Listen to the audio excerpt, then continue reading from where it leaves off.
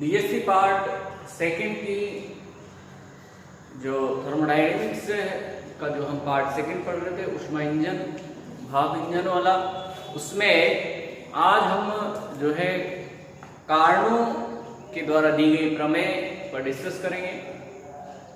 Karnaugh प्रमेय तथा Karnaugh engine की उत्क्रमणीयता के बारे में हम जानेंगे और कार्नो की जो थ्योरम है उसके दो भाग प्रस्तुत किए गए हैं। तो जो कार्नो प्रमेय है, कार्नो प्रमेय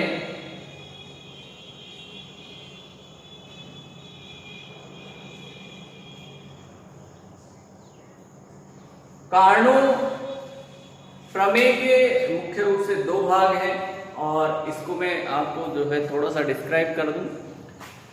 व्यापक रूप से ये कह सकते हैं कि यदि किन्हीं निर्धारित तापों के मध्य कोई ताप डिसाइड किए हुए हैं, उन निर्धारित तापों के मध्य कार्य करने वाले सभी उत्क्रमणीय इंजनों की जो दक्षता है,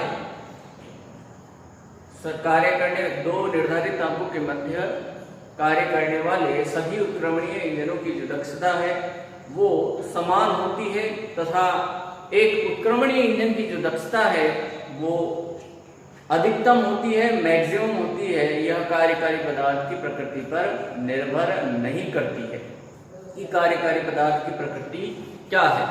अब जो कार्नो प्रमेय है, कार्नो प्रमेय दो भागों में बांटी गई है। कार्नो प्रमेय के दो भाग हैं।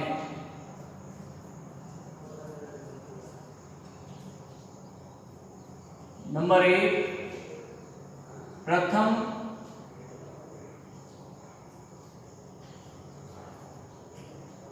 कार्नो प्रमेय, फर्स्ट कार्नो प्रमेय। और प्रथम कार्नो प्रमेय ये कहती है कि किन्हीं दिए गए तापों के मध्य कार्य करने वाले किसी भी ऊष्मा इंजन की दक्षता उन्हीं तापों के मध्य कार्य करने वाले उत्क्रमणीय कार्नो इंजनों की दक्षता से अधिक नहीं हो सकती। तो यहाँ सीधा सीधा यदि हम समझे तो दो कोई अलग अलग कोई निर्धारित ताप है और उन तापों के बीच ऊष्मा इंजन भी कार्य कर रहा है और उस ऊष्मा इंजन की जो दक्षता है उन तापों के बीच कार्य करने वाले किसी उत्क्रमणीय इंजन की, उत्क्रमणीय जो कार्नो इंजन है वो भी कार्य कर रहा है, तो उस ऊष्मा इंजन की दक्षता उस उत्क्रमणीय कार्नो इंजन की दक्षता से अधिक नहीं होगी। यानी कि उन दोनों तापों के मध्य या निर्धारित तापों के मध्य जो कार्य करने वाले इंजन है उनमें उत्क्रमणीय कार्नो इंजन की ही दक्षता मैक्सिमम रहेगी। यहाँ ये हम डिस्कस करते हैं, अर्थात जो उत्क्रमणीय कार्नो इंजन है उसी की दक्षता अधिकतम रहेगी। जो अन्य दूसरे इंजन है ऊष्मा इंजन, उनकी दक्षता कार्नो इंजन की तुलना में कम रहेगी। कार्नो प्रमेय का यह प्रथम कथन कहलाता है जो हमने अभी समझा। और यहाँ हम ये कह सकते हैं कि यदि कोई दो ऊष्मा इंजन किन्हीं दो तापों के मध्य कार्य कर रहे हैं, तो जैसे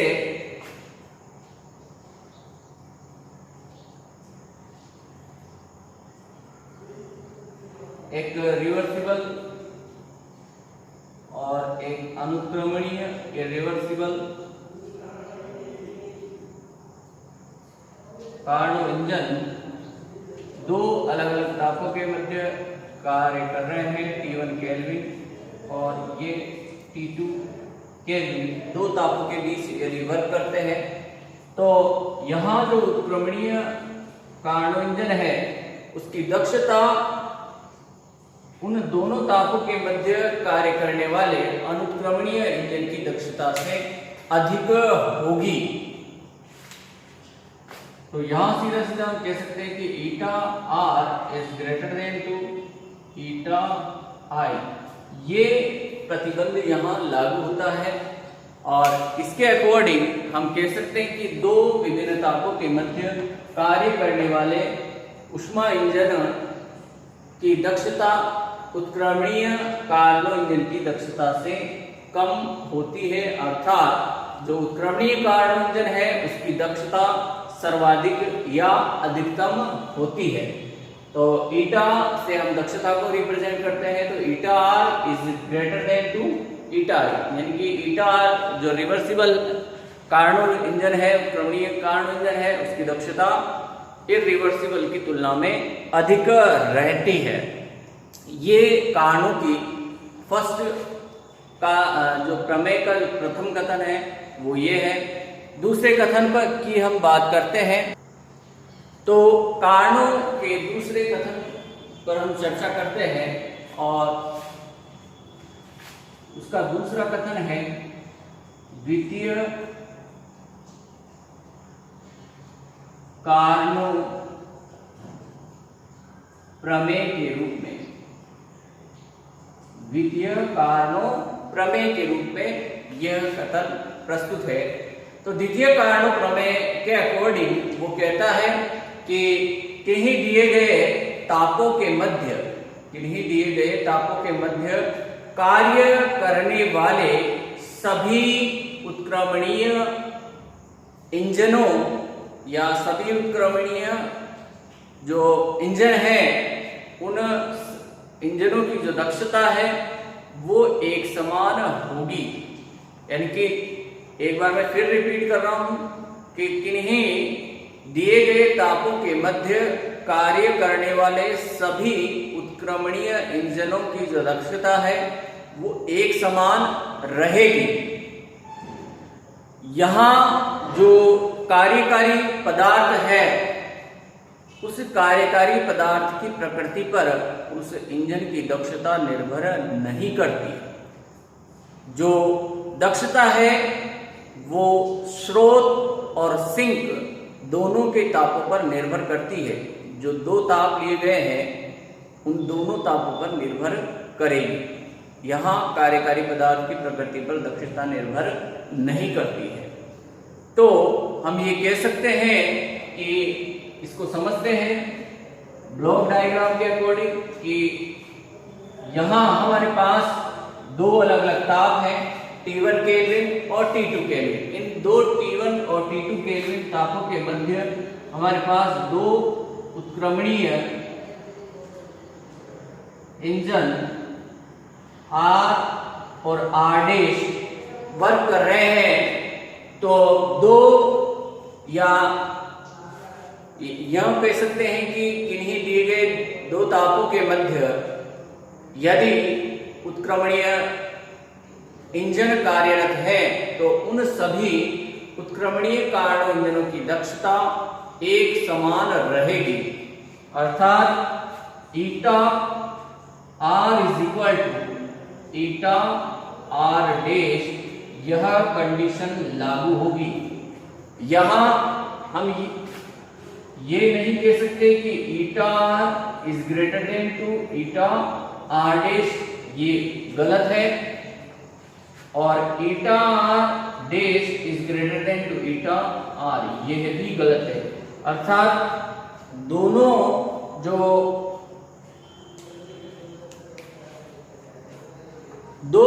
किन्हीं दो तापों के मध्य कार्यरत सभी उत्क्रमणीय जो कार्नो इंजन है उनकी जो दक्षता है वो एक समान रहती है। लेकिन दोनों इंजन कैसे होने चाहिए? उत्क्रमणीय होने चाहिए, तब उन दोनों इंजनों की जो दक्षता है वो एक समान रहेगी। ऐसा कार्नो की द्वितीय प्रमेय समझाती है। यहाँ ये दोनों कंडीशन लागू नहीं होगी। यहाँ किसी भी एक इंजन, उत्क्रमणीय इंजन की जो दक्षता है वो दूसरे की तुलना में अधिक या कम नहीं होगी, दोनों की एक समान रहेगी दक्षता। इसके बाद हम आगे चलते हैं अपने अगले टॉपिक पर। ऊष्मा गतिकी का द्वितीय नियम, ऊष्मागतिकी के द्वितीय नियम पर हम चर्चा करते हैं।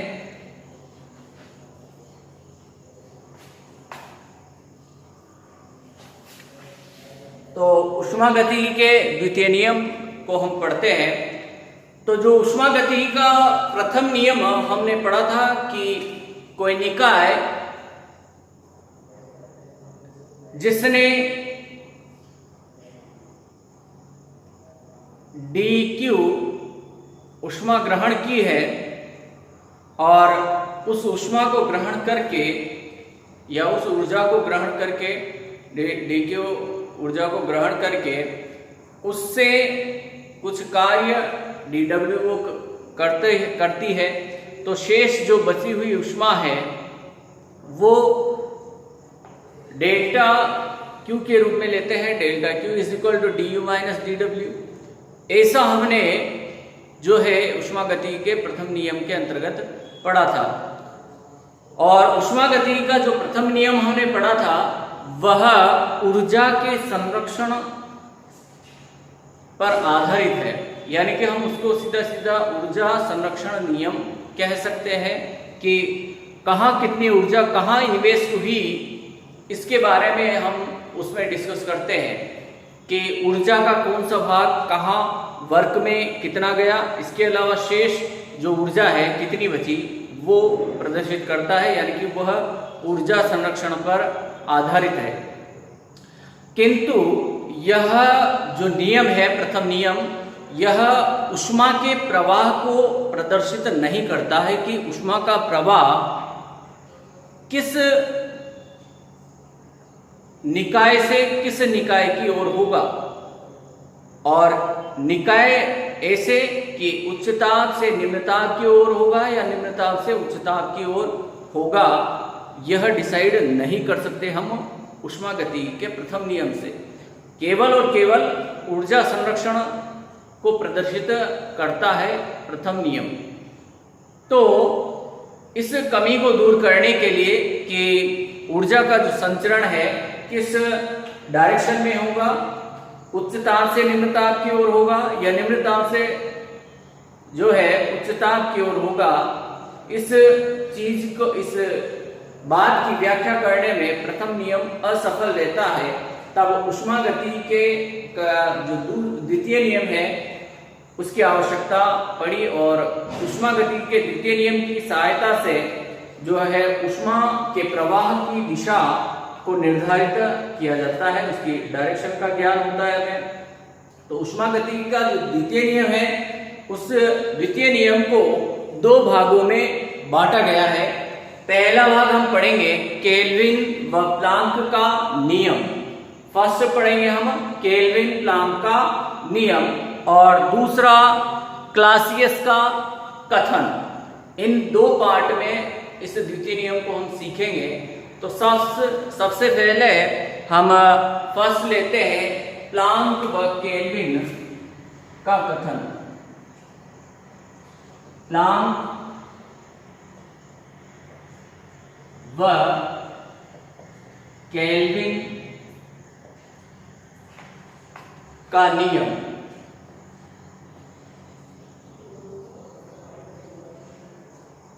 प्लांक व केल्विन का नियम। तो सबसे पहले हम जाने कि प्लांक और केल्विन ने क्या कहा। प्लांक और केल्विन के अकॉर्डिंग ऐसा इंजन बनाना पॉसिबल नहीं है जो साइक्लिक ऑर्डर में यानी कि चक्रीय प्रक्रम में कार्य करते हुए स्रोत से ऊष्मा ग्रहण करके उस संपूर्ण ऊष्मा को कार्य में परिवर्तित कर दे।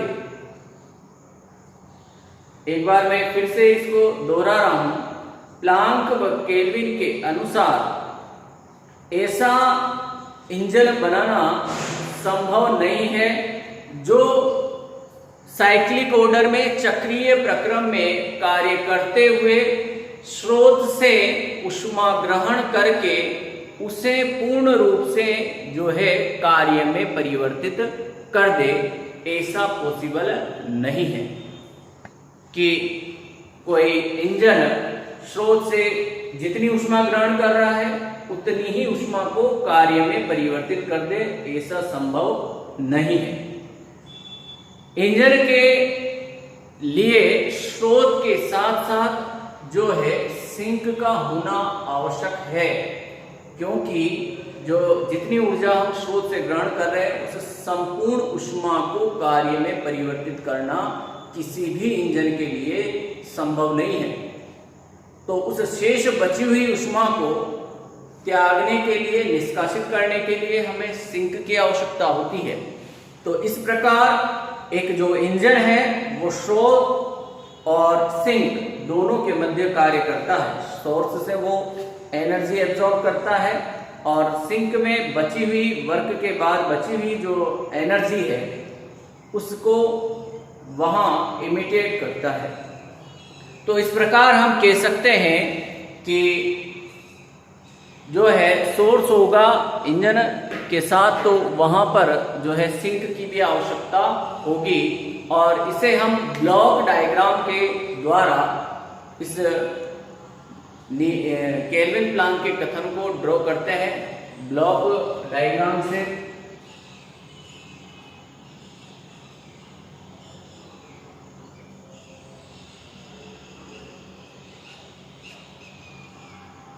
तो ये आपके पास स्रोत है जिसका टेम्परेचर हम T1 केल्विन ले रहे हैं। यहां आपके पास जो कार्यकारी पदार्थ आप जो भी ले रहे हैं वो है कार्यकारी पदार्थ।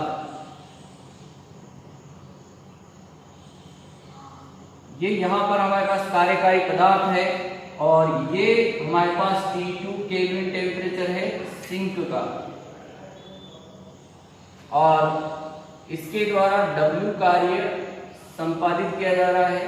तो जो कार्यकारी पदार्थ है वह इस स्रोत जिसका T1 केल्विन टेम्परेचर है उससे Q1 ऊष्मा ग्रहण करता है, या यूं कहें कि Q ऊष्मा ग्रहण करता है और Q ऊष्मा ग्रहण करके उससे W कार्य संपादित करता है। कितना W कार्य संपादित करता है और W कार्य संपादित करने के पश्चात शेष बची हुई ऊष्मा को वह सिंक में निष्कासित कर देता है। तो शेष बची हुई जो ऊष्मा होगी वो होगी Q माइनस W के बराबर। इतनी ऊष्मा वो कहाँ निष्कासित करेगा, वो सिंक में निष्कासित कर देता है।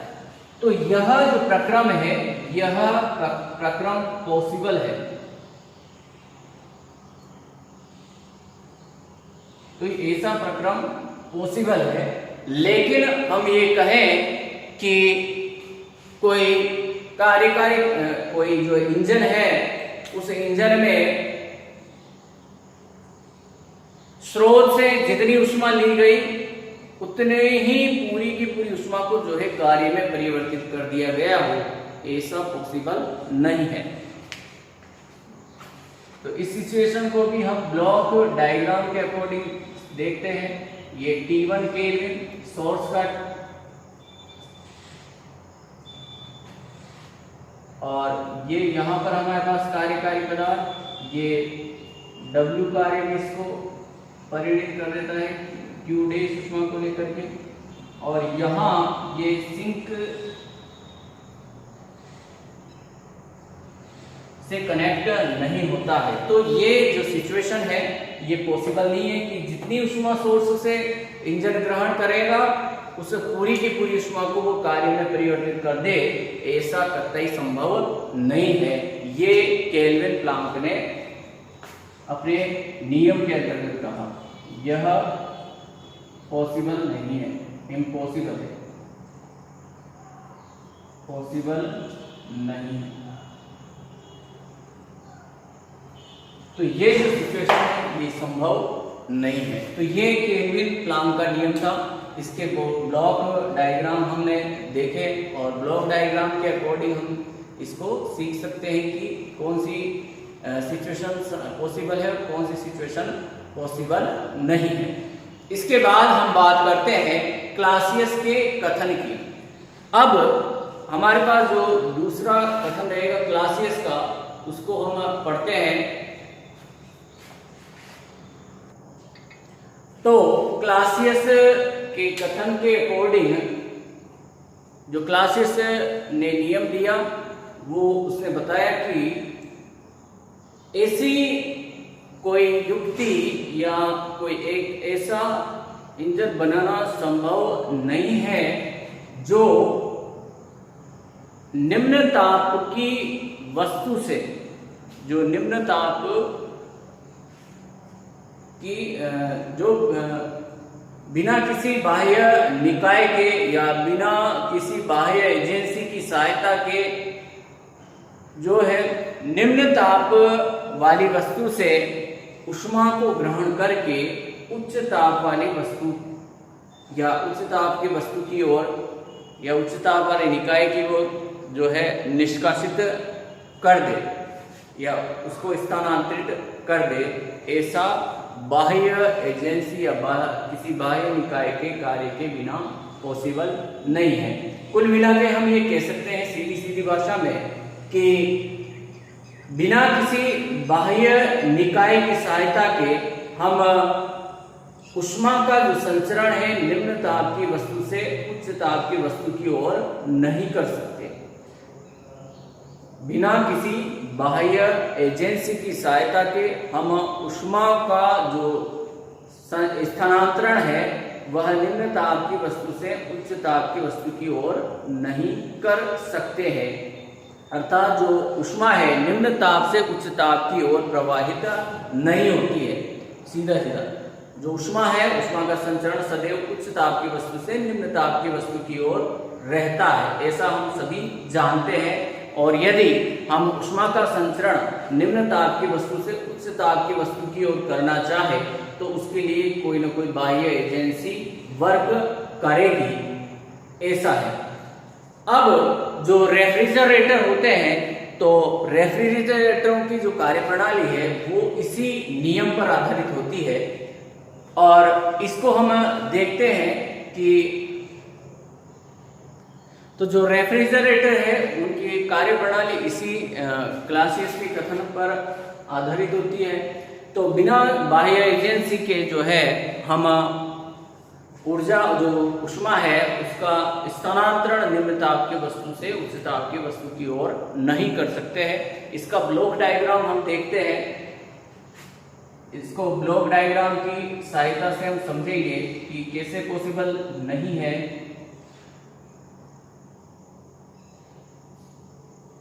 ये सिंक है हमारे पास, जो T2 केल्विन लेते हैं, और ये उच्च ताप का स्रोत है, इसे हम T1 केल्विन से लेते हैं।